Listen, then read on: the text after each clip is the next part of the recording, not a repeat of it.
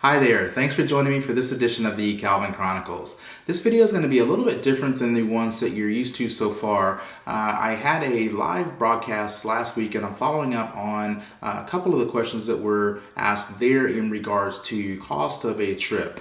I was in Southeast Asia and Australia for 15 weeks, and a lot of people just guessed that it costs tens of thousands of dollars, and I wanted to take this video just to kind of dive more into those costs to show that it doesn't cost as much as you think that it does, and there's some variables that you can control to either make those costs go higher or lower. So if you're interested in learning how much it costs to take a extended vacation overseas, then keep watching. If this is your first time to the channel, or if you haven't already, consider subscribing. This helps me, but it also helps you to be notified when new videos are released. Okay, let's jump into these expenses. What I've done is I've broken out the airfare and lodging for 15 weeks in Southeast Asia and Australia. I've not included any cost for food. The reason I've done that is regardless of where I am, I'm going to spend money on food, whether that's eating out or eating in, and depending on how you do your lodging, you can do both of those even when you're overseas.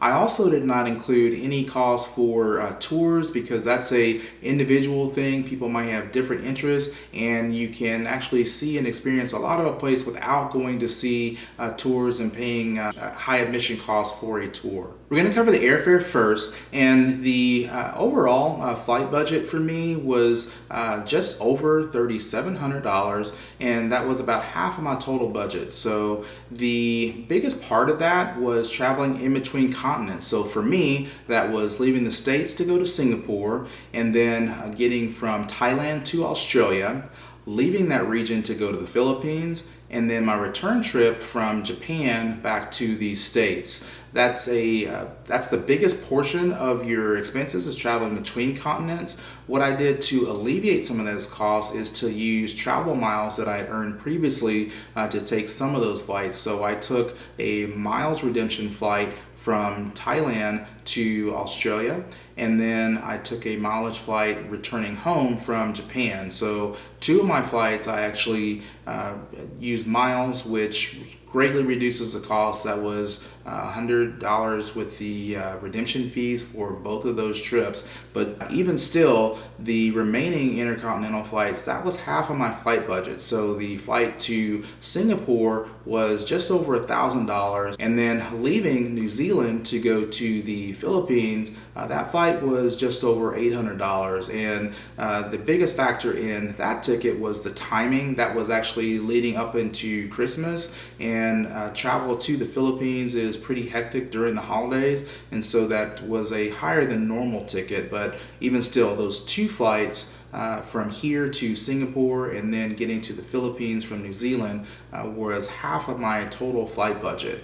From there, I only had 2 additional flights for the rest of my trip out of 15 total that cost more than $200. So the biggest portion of that was traveling in between continents. So that's something to factor in when you're planning your trip. If you're crossing continents, that's going to increase your flight costs. So looking at the November flights, we covered the most expensive one already to Singapore. The remaining flights were 3 flights with one airline, AirAsia. That was getting me to Indonesia, and then 2 flights within Thailand.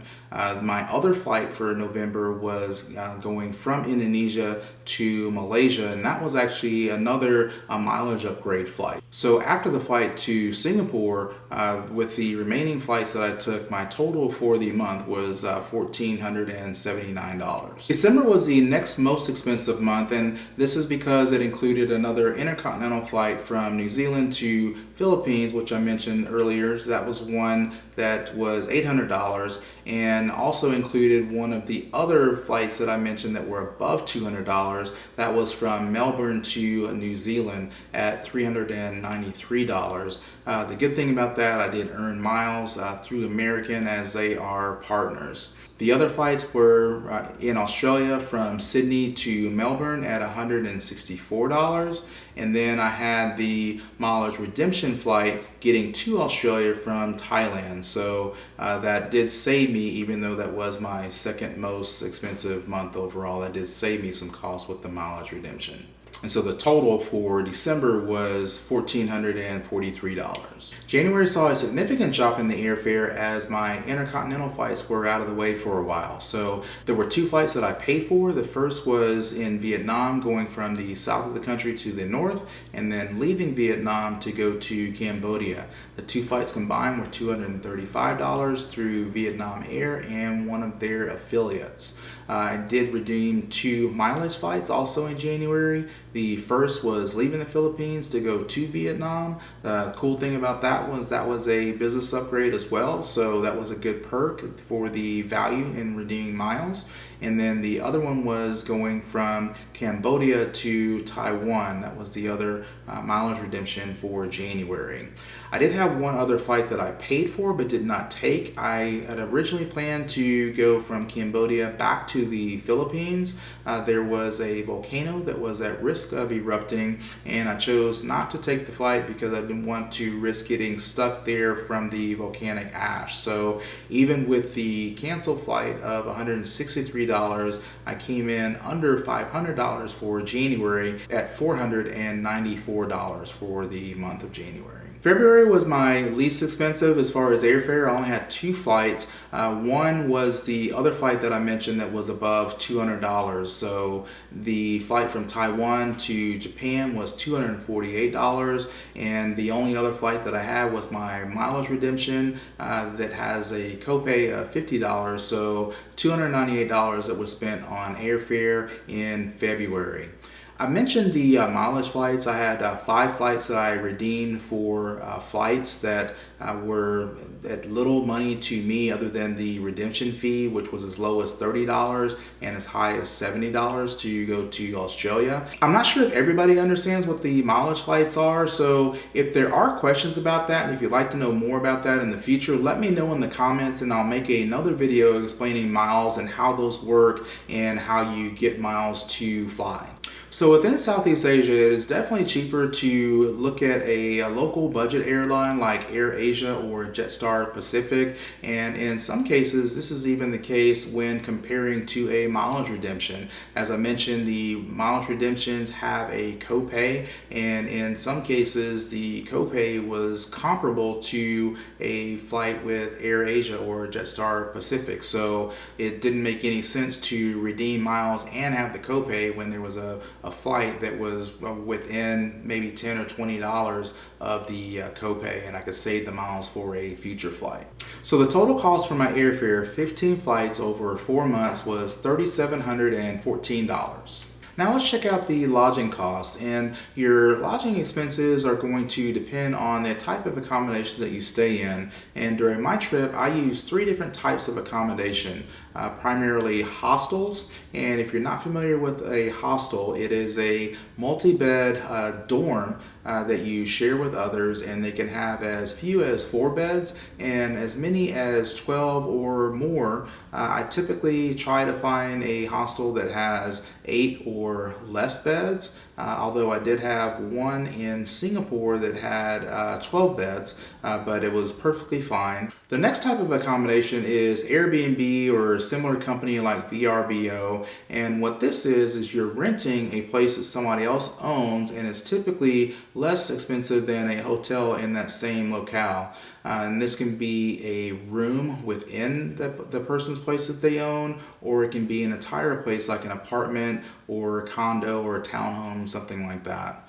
And again, like I said, this is usually cheaper than a hotel wherever you're staying.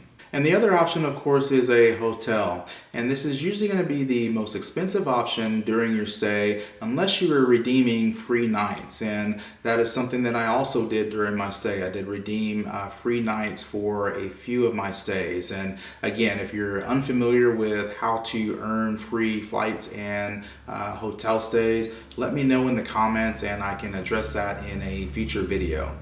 Lodging was where I really made some savings during my trip. I mentioned that there were 3 different types of places that I stayed in the beginning just because I wasn't sure how my budget was going to work or even how long I was going to be gone. So I stuck to primarily hostels and Airbnbs, and my hotels were mostly free night redemptions. So for my first stay in Singapore, I stayed in a hostel, and this was a 12-bed setup in what is referred to as a pod style. And this is my favorite type of hostel because you have a little bit more privacy than in most places, in that you have a door that you can close, and so that kind of gives you your own sense of space. But the other thing that you have to think about is that all 12 people are usually not in the room at the same time, or if they are, it's usually bedtime. So you do still have a sense of privacy, but the pods are my favorite types of hostels. And for a 7-day stay here, this was under $200 at $192. And when you compare that to hotel costs, usually you're not going to find a hotel anywhere for less than $100. And in Singapore, they're higher than that. So less than $200 for a week stay is definitely a way to save some money on your travels. Singapore was my only hostel stay for November. The remaining time was primarily on hotel redemptions, and this was in Indonesia to start out with. I had 4 nights on hotel redemption, and I did pay for 1 night because I'd actually extended an additional night that was not the original plan. So 4 hotel redemption nights and 1 paid hotel night for $100 for Indonesia. Malaysia was also 4 nights, and that was split evenly between hotel redemption, and I also stayed in Airbnb for 2 days. The reason that I did that is that there was a better value on hotel points over the weekend, and it was a better value for the Airbnb during the weekdays. The Airbnb stay for 2 nights was $67 in Malaysia.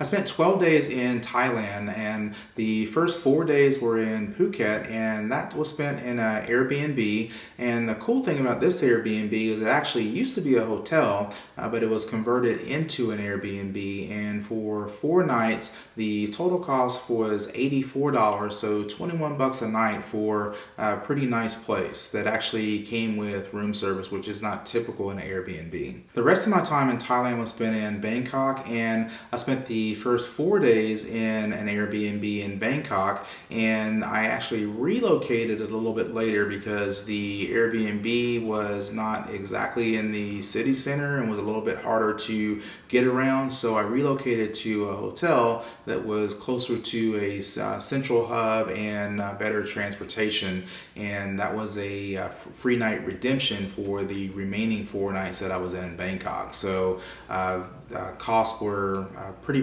low in Thailand. So by sticking to hostels and Airbnbs and free night redemptions in November, my lodging expenses only came to $558 for the whole month. So December was a little bit different than the rest of my trip. I did spend the first week on my own in Sydney, Australia, but the rest of the time I was actually with a friend that I've known for a while that was actually traveling in the same area. So I was able to share some expenses during December. So in Sydney, I stayed in another hostel, and this was a 6-bed setup in bunk bed style, and the total cost for my stay there was $132 or $22 a night. The rest of my time in Australia was in Melbourne, and that's where I caught up with my friend who was there for work. So that was able to save me some lodging costs because I just stayed with him while he was there working. And so my friend had work to do in New Zealand as well, so I was able to keep costs down for a few more days while he was getting work done in New Zealand.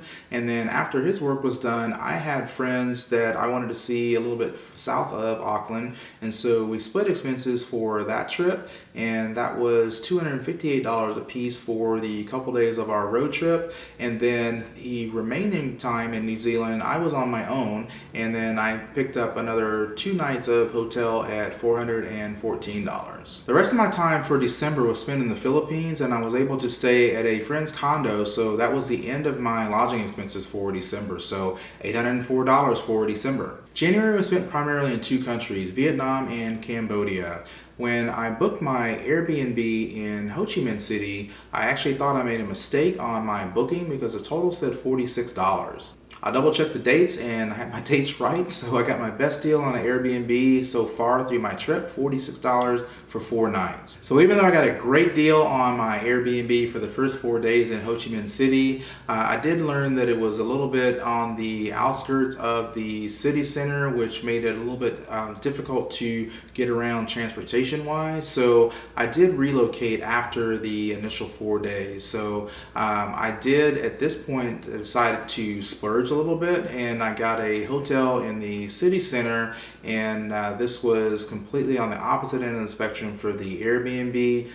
For the next 3 nights, that hotel was $575. So I did splurge a little bit, but I kind of was treating myself because I had done a pretty good job and I was way under budget from what I was expecting, so I did splurge just a little bit for the remainder of my time in Ho Chi Minh City. When I relocated to Hanoi, I did kind of get back to my senses and I booked an Airbnb, and during the 4 days that I was in Hanoi, the cost was $124 for that stay. My next stop after Hanoi was to Cambodia, and I actually ended up staying there a lot longer than I had originally planned, and this was due to the volcano that I mentioned that prevented me from going back to the Philippines. So I was in Siem Reap for the first part of my trip in Cambodia, and I was originally only supposed to be there for about 4 or 5 days, and I ended up doubling my time that I stayed there. And this was another hostel stay, so this was a 8-bedroom dorm in Siem Reap,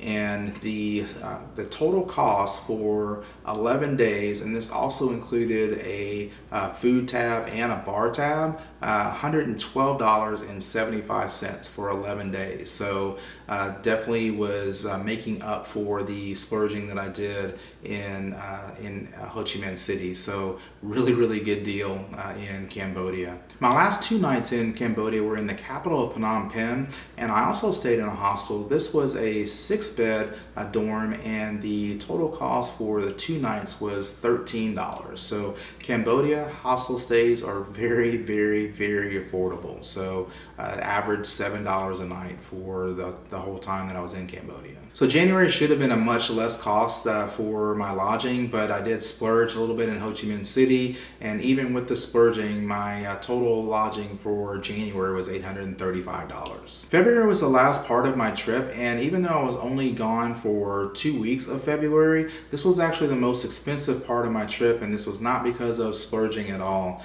I did use hotel points for the first portion of my stay in Taiwan. I did switch over to paying for my room. The points value just wasn't worth it for the points that I was spending, so I did pay for my last 3 nights, which was $530. Tokyo was the last city of my trip, and I ended up spending $883 for 7 nights in Tokyo, which you might think is expensive at first glance, but if you check out hotel prices, you're going to be hard pressed to find hotels anywhere close to $100, and this hotel was $126 a night, and it's actually one of the larger rooms that you'll find in Tokyo, so I was very fortunate to find that price, and it was a really good deal. It actually such a good deal that this was the only hotel that I booked outside of the Marriott Bonvoy system, which even when I spend money for the Marriott hotels, I end up getting points for future hotels, but the pricing would have been double what I paid for this hotel in Tokyo, so it was worth it for me to go outside of the Marriott Bonvoy system to get the hotel room in Tokyo. So that was the completion of my trip for 15 weeks, and the total for February was $1,432, and by far the most expensive month of my trip, but in comparison to what the cost would normally be, that was still pretty good for those 2 countries. So the total lodging came to $3,629. That came with a lot of savings along the way and a little bit of splurging along the way, but $3,600, that's a pretty good deal, I think, for 15 weeks of lodging. And when I add that to the airfare, the total came to $7,343 for 15 weeks of airfare and lodging. I hope that this exercise shows that it does not have to break the bank to take a vacation out of the country for a few weeks or even a few months. If you enjoyed this video, let me know by hitting the thumbs up button. If you have questions, let me know in the comments below. I appreciate you taking time to follow me on my journey, and I will see you in the next video. Take care.